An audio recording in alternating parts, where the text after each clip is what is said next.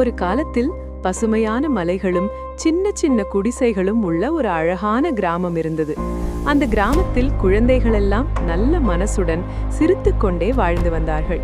ஒரு நாள் அந்த கிராமத்தின் மேல் வானத்தில் சூரியன் வழக்கத்தை விட அதிகமாக ஒளிர்ந்தான். அது சாதாரண வெயில் இல்லை, அது ஒரு மந்திர ஒளி. அந்த ஒளி குழந்தைகளின் மனதை சோதிக்க வந்தது. சூரிய தேவன் குழந்தைகளின் பொறுமையையும் நேர்மையையும் பார்க்க விரும்பினார். முதல் சோதனையாக குழந்தைகள் ஒரு நீண்ட பாதையில் நடக்க வேண்டிய நிலை வந்தது. அந்த பாதை சுலபமானதல்ல. வெயில் அதிகமாக இருந்தது. சிலர் சோர்ந்தார்கள், ஆனால் அவர்கள் கோபப்படவில்லை.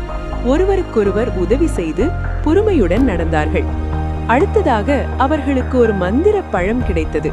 அந்த பழம் உடனே சாப்பிட்டால் பெரிய சக்தி கிடைக்கும் என்று தோன்றியது. ஆனால் அது எல்லோருக்கும் போதாது. சில குழந்தைகள் பேராசை காட்டவில்லை.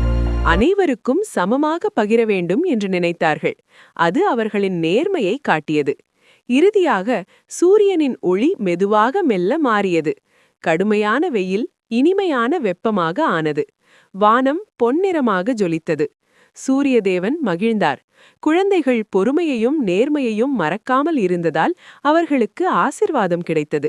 அந்த கிராமம் எப்போதும் மகிழ்ச்சியுடன் அமைதியாக இருந்தது. இந்த கதையிலிருந்து நாம் என்ன கற்றுக்கொள்கிறோம்? பொறுமை இருந்தால் எந்த சிரமத்தையும் கடக்கலாம். நேர்மை இருந்தால் வாழ்க்கை அழகாகும்.